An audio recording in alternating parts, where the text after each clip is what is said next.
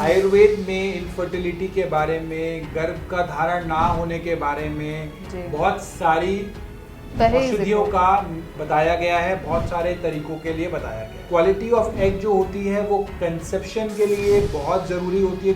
शोधन चिकित्सा बताई गई है। शोधन चिकित्सा में पंचकर्म बताया गया है, वमन, विरेचन, नस्य, रक्तमोक्षण और बस्ती। तो इसमें हम अलग अलग प्रकार के घी का यूज करते हैं और ये स्टेराइल तरीके से किया जाता है ताकि जो लोग कंसीव नहीं कर पा रहे उन्हें कंसीव करने में बहुत अच्छे रिजल्ट्स, बेनिफिट नजर आते हैं। आईवीएफ जो कराते हैं वो फेल हो जाता है और रिपीटेडली फेल होता है, उनको भी उत्तरावस्थी और इनफर्टिलिटी में आराम मिलता है उत्तरावस्थी के बाद। इर्रेगुलर पीरियड्स जो हैं वो पंचकर्मा से रेगुलर होते चले जाते हैं। 28 से 32 दिन की साइकिल रेगुलरिटी पे आ जाएगी। स्मोकिंग जो है वो यूट्रस की वॉल पे और यूट्रस को सीधा इम्पैक्ट करती है, रिप्रोडक्टिव साइकिल को सीधा गंभीर तरीके से इम्पैक्ट करती है। स्ट्रेस एक इम्पॉर्टेंट फैक्टर है जो इनफर्टिलिटी के लिए बहुत ज्यादा रिस्पॉन्सिबल है। नमस्कार, आप सभी का बेहद स्वागत है नेशनल खबर में। आज का जो मुद्दा है वो बेहद ही गंभीर है, इनफर्टिलिटी। आप अक्सर इनफर्टिलिटी का जिक्र जब भी सुनते होंगे तो आपको लगता होगा कि क्या है, बस कंसीव ही तो नहीं हो पा रहा है, या एंडोमेट्रियोसिस की समस्या तो है, या पीसीओडी होगा, पीसीओएस होगा, यही तो समस्या है। लेकिन एक महिला होने के नाते मैं आपको बताती हूँ कि समस्या क्या है। समस्या हमारा समाज है जो ताने मारता है जब प्रेगनेंसी ना हो रही हो, जब कंसीविंग ना हो पा रही हो। इस तरीके की दिक्कतें हमारे समाज में एक महिला को झेलनी पड़ती हैं और एक महिला होने के नाते ये जानना भी बेहद ज़रूरी है कि क्या इसका कोई सटीक समाधान है। तो चलिए, आज के इस प्रोग्राम में हम आपको कोई मेडिसिन खाना नहीं सिखाने वाले हैं। हम आपको बताएंगे कि कैसे नेचुरली चीज़ों को आप ठीक कर सकते हैं, आप अपनी लाइफ को और ज़्यादा बेटर बना सकते हैं। आज के इस खास चर्चा के लिए हम मौजूद हैं कर्मा आयुर्वेदा में और मेरे साथ मौजूद हैं डॉक्टर पुनीत जी। बहुत बहुत स्वागत है आपका sir. Thank you and thank you so much कि आपने इतने बड़े और गंभीर मुद्दे पर हमसे चर्चा करने की बात कही। पीसीओडी, पीसीओएस, एएमएच हो गया और एंडोमेट्रियोसिस जैसी जो समस्याएं हैं, ये आजकल मॉडर्न हम लोग काफ़ी ज़्यादा नाम सुनने लग गए हैं। आयुर्वेद तो बहुत पुराना है, तो उस वक्त तो ये नाम नहीं थे। आज की डेट में आयुर्वेद इन मॉडर्न समस्याओं को किस नज़र से देखता है, कैसे देखता है? देखो, आयुर्वेद पुराना है लेकिन आयुर्वेद में ये सारी प्रॉब्लम्स को अलग अलग तरीकों से एक्सप्लेन किया गया है। आयुर्वेद में इनफर्टिलिटी के बारे में, गर्भ का धारण ना होने के बारे में बहुत सारी औषधियों का बताया गया है, बहुत सारे तरीकों के लिए बताया गया है, जिसमें उत्तरावस्थी एक बहुत अच्छा और सटीक उपाय होता है जब फेलोपियन ट्यूब की ब्लॉकेज होती है, जो कॉमनली आजकल इनफर्टिलिटी का एक मेजर कॉज है। बिल्कुल सही है सर।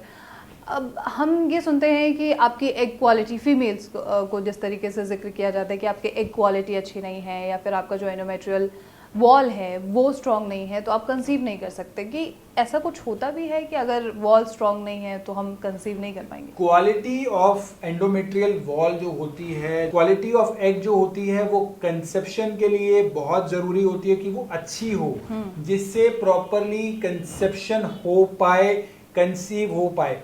उसके लिए आयुर्वेद में शोधन चिकित्सा बताई गई है। शोधन चिकित्सा में पंचकर्म बताया गया है, वमन, विरेचन, नस्य, रक्तमोक्षण और बस्ती। वमन में क्या करते हैं, हम दोषों का बैलेंस करते हैं। एंडोमेट्रियोसिस हो या फिर फेलोपियन ट्यूब में ब्लॉकेज हो तो बस्ती करेंगे। वमन में हम मुंह के रास्तों को, दोषों को निकालते हैं जब हमारा कफ दोष बढ़ा हुआ होता है। अगर पित्त दोष बढ़ा हुआ है बॉडी में तो विरेचन के रास्ते बॉडी का शोधन करते हैं। उसके बाद हम जब उत्तरावस्थी करते हैं और उसके बाद जब गर्भाधारण की तरफ जाते हैं तो आप देखेंगे कि जो क्वालिटी ऑफ एग है वो भी इंप्रूव होगी। क्वालिटी ऑफ कंसेप्शन का जो टाइम है, मतलब जो आपको बहुत समय से अगर आप ट्राई कर रहे हो, इनफर्टिलिटी जब आप 1 साल से ज्यादा आप ट्राई कर लिया, अब नहीं हो रहा, तब वो इनफर्टिलिटी की कैटेगरी में आता है।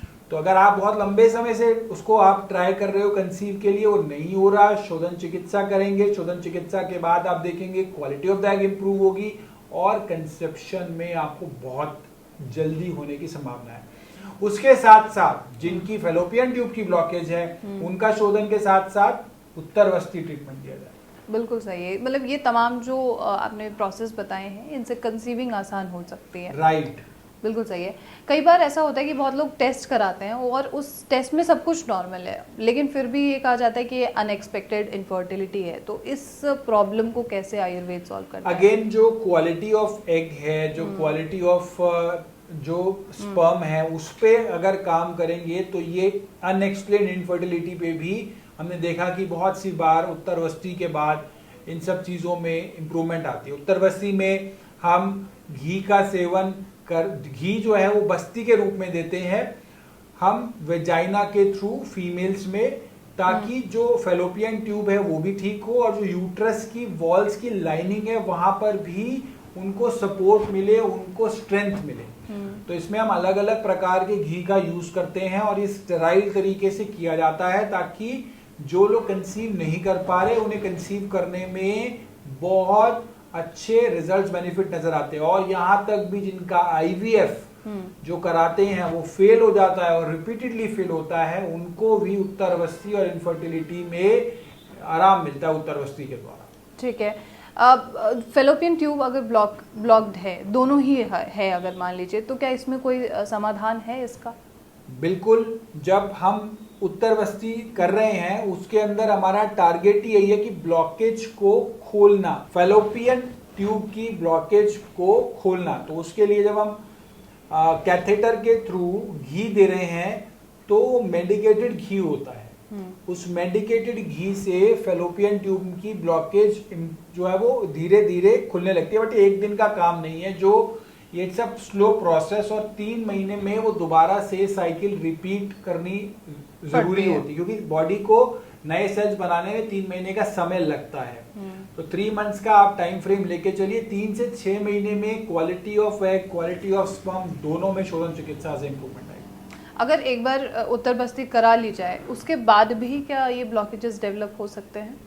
देखो, इसके बहुत कम चांसेस होते हैं, लेकिन अगर होता भी है तो वो फिर हम दोबारा ट्रीटमेंट करते हैं, क्योंकि अब जब एक बार ओपन हो जाती है तो उसके साथ साथ हम कुछ मेडिसिन भी दे रहे होते हैं, कुछ उनको लाइफस्टाइल इंप्रूवमेंट भी बता रहे होते हैं। अगर कंसीव करना है तो फिर उसके बाद कंसीव हो जाता है, और कंसीव होने के बाद जब डिलीवरी होती है तो उसके बाद ब्लॉकेज होने के चांसेस और कम हो जाते हैं। बेहतरीन।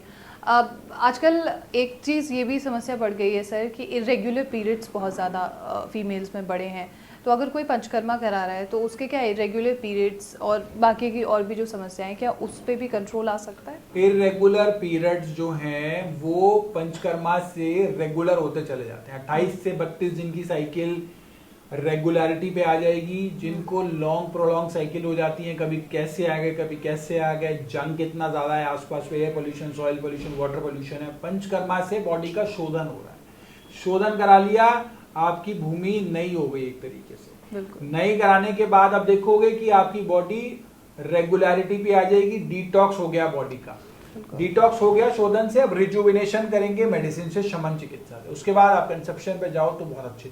महिलाओं के रिप्रोडक्टिव सिस्टम को और ज्यादा स्ट्रॉन्ग बनाने के लिए किन किन औषधियों का उपयोग आप करते हैं? इसमें फल घृत का एक बहुत इंपॉर्टेंट रोल है, अशोक औषधि का बहुत अच्छा रोल है, लोद्र का बहुत अच्छा रोल है, शतावरी एक ऐसी जड़ी बूटी है जो शतावरी हमारे स्पेशली फीमेल के रिप्रोडक्टिव ऑर्गन को सपोर्ट करती है। तो जिनको भी प्रॉब्लम हो, शतावरी का चूर्ण घर पे बना लो, उसको 1 चम्मच रात को सोने से पहले लो, और साथ में अशोक औषधि इसको मिला लो, अशोक औषधि का चूर्ण और शतावरी का चूर्ण मिला के एक पैच, जिनको भी प्रॉब्लम है उसको घर पे शतावरी और अशोक औषधि का चूर्ण बना लो और 1 चम्मच रात को सोने से पहले ले लो। आप ये घर पे बनाया हुआ जब लोगे तो आपके रिप्रोडक्टिव ऑर्गन को सपोर्ट करने लग जाएंगे। बिल्कुल सही है। जब हम इसका शतावरी की बात कर ही रहे हैं तो ये एक तरीके से डाइट में ही शामिल हो गई।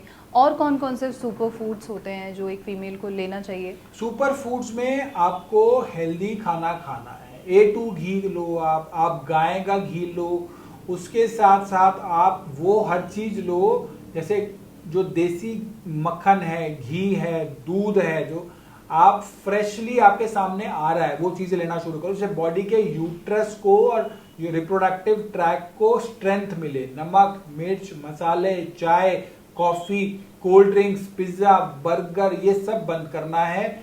और साथ में आपको जो खाना है वो ऑर्गेनिक खाना, नेचुरल खाना खाओगे तो रस रक्त मांस में दस्ती मज्जा शुक्र, शुक्र सातवीं धातु है, सातों धातुओं को पोषण मिलेगा, आम की उत्पत्ति नहीं होगी और साथ साथ जो कंसेप्शन है उसमें भी इंप्रूवमेंट आएगा। क्या स्मोकिंग छोड़नी चाहिए फीमेल्स को जो कर रही हैं ज्यादा? स्मोकिंग जो है वो यूट्रस की वॉल पे और यूट्रस को सीधा इम्पैक्ट करती है, रिप्रोडक्टिव साइकिल को सीधा गंभीर तरीके से इम्पैक्ट करती है और पीरियड्स का डिस्टरबेंस का एक बहुत मेजर कारण है। तो स्मोकिंग के अंदर ऐसे विषैले तत्व होते हैं जो हमारे खून के रास्ते रिप्रोडक्टिव ऑर्गन्स तक को नुकसान कर रहे होते हैं। बिल्कुल सही। वो मेल्स में तो स्पर्म काउंट भी कम कर रहे हैं।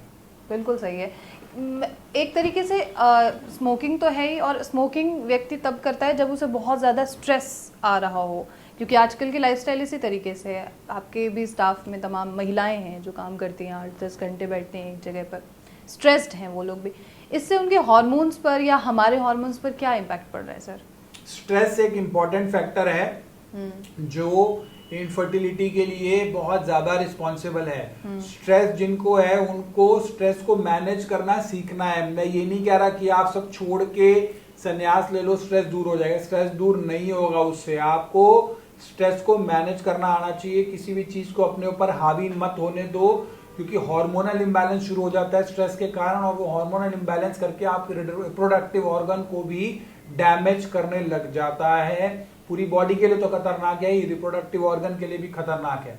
तो स्ट्रेस है तो काम निपटाओ, खत्म करो। नहीं हो रहा तो आप बोलो नहीं हो रहा, take help, ask for it. But stress में जीने से बेटर है कि स्ट्रेस को मैनेज करना सीखो। स्ट्रेस भी है, स्मोकिंग भी है, 2-3 चीज़ें और भी हैं, लेकिन आजकल लेट नाइट वर्क भी होना शुरू हो गया है, नाइट शिफ्ट्स भी शुरू हो गई हैं, तो रात को जगना भी एक तरीके से इम्पैक्ट करेगा। सर्केडियम रिदम हमारी बॉडी की ऐसी होनी चाहिए, दिन जो है वो उठने काम करने के लिए बना है, रात जो है वो सोने के लिए बनी है। जब आप रात को जागते हो, दिन में सोते हो, तो पूरी बॉडी की साइकिल जो है वो डिस्टर्ब होनी शुरू हो जाती है। मेलेटोनिन हार्मोन का सिक्रीशन रात को 10 से 2 के बीच में होता है। कॉर्टिसोल बढ़ने लग जाता है, कॉर्टिसोल बढ़ता है, रिप्रोडक्टिव ऑर्गन को नुकसान देगा, कंसीव करने में नुकसान होगा, और उसके साथ साथ कॉर्टिसोल के बढ़ने से गर्भाधारण यानी कि गर्भ जो है वो धारण करने में समस्याएं बढ़ती हैं। तो इसीलिए सोने उठने का टाइम, सर्केडियम रिदम, ये सब बहुत इंपॉर्टेंट। बिल्कुल सही बात है। आप सोने का जिक्र आप कर रहे हैं, तो आजकल तो पूरी तरीके से शरीर जो है लोगों का ख़राब हो चुका है, रूटीन पूरी तरीके से ख़राब हो चुका है। आजकल सर आईवीएफ भी बढ़ रहा है, आईवीएफ लोग करा रहे हैं।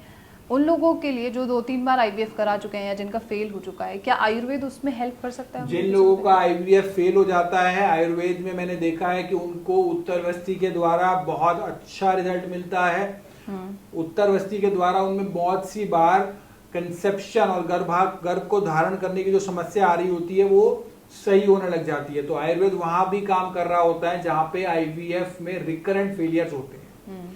और साथ साथ अगर आप नेचुरल तरीके से भी करते हैं तो शोधन चिकित्सा के बाद यानी कि वामन विरेचन नस्य रक्त मोक्षण बस्ती के बाद नेचुरल तरीके से भी आप देखेंगे कि आपकी कैपेसिटी टू कंसीव इंक्रीज हो जाती है। बिल्कुल सही है। इस पूरे ट्रीटमेंट के दौरान कितना धैर्य रखना बेहद जरूरी है एक पेशेंट? 3 महीने से 6 महीने का समय है तो ही ट्रीटमेंट शुरू कराना है, अदरवाइज आप जो और तरीके हैं उन्हीं से काम करो, क्योंकि बॉडी को रिजुविनेट करने में, नए सेल्स को बनने में 3 महीने का समय लगेगा ही लगेगा। और हमें उत्तरवस्ती की साइकिल भी इसी तरीके से प्लान करनी होती है, मेंस्ट्रुअल साइकिल के अनुसार। तो it is a slow process और इट इज अ प्रोसेस जहाँ पे धीरे धीरे चेंजेस आते हैं। बिल्कुल। और कुछ ऐसे भी पेशेंट्स हैं जो आयुर्वेद का तो यूज़ कर ही रहे हैं, बट वो दूसरे ट्रीटमेंट्स भी लेना शुरू कर देते हैं साथ में, तो क्या इसका कोई साइड इफेक्ट हो सकता है? ले सकते हैं, साइड इफेक्ट नहीं है। अगर आपको कंसीव करना है, आपको जहां से हो रहा है कंसीव, आप वो कर लो। आईवीएफ में केमिकल का प्रयोग होता है, उसमें बहुत सी चीजें ऐसी होती हैं जो हमारे शरीर के लिए नुकसान भी देती है। लेकिन अगर आपको कंसीव करना है, आपको वहां से हो रहा है, कर लो। नहीं हो रहा तो आयुर्वेद में उत्तरवस्ती के द्वारा भी आप कर सकते हो, और प्राइमरीली भी आ सकते हो, पहले भी आ सकते हो। शोधन चिकित्सा, शमन चिकित्सा से इंप्रूवमेंट आपको नजर। बिल्कुल। आप पहले डॉक्टर मिले हैं मुझे जो ये कह रहे हैं कि आपको जिस भी तरीके से आप कंसीव करना चाहते हैं आप प्लीज करिए। भारत का टोटल फर्टिलिटी रेट कम हो चुका है, 1.8 हो चुका है, और डेथ रेट जो है वो बढ़ चुका है, यानी कि हम जो है कम घटती हुई आबादी की तरफ हैं। तो जो लोग ये सोच रहे हैं कि हम इसकी वेट करें कैसे करें, तो आप आयुर्वेद के साथ सहारा ले सकते हैं। आयुर्वेद में भारत को आज के समय में पहले से ज़्यादा कुछ चीज़ों की ज़रूरत होने वाली है और 8 से 10 सालों में स्थिति गंभीर हो सकती है। तो जिन लोगों को भी प्रॉब्लम है, परेशानी है, वो आयुर्वेद में, कर्मा आयुर्वेदा में आके ट्रीटमेंट ले सकते हैं। बिल्कुल, बहुत बहुत शुक्रिया आपका sir, thank you so much for this information. और वो तमाम लोग जो इनफर्टिलिटी से की समस्या से ग्रसित हैं और वो तमाम महिलाएं जिन्हें अलग अलग तरीके के ताने सुनने को मिले हैं अभी तक, उन सभी के लिए रास्ता खुला हुआ है। अगर आपके मन में कोई सवाल हो तो वो आप पूछ सकते हैं और ऐसी तमाम खबरों के लिए देखते रहिए नेशनल खबर।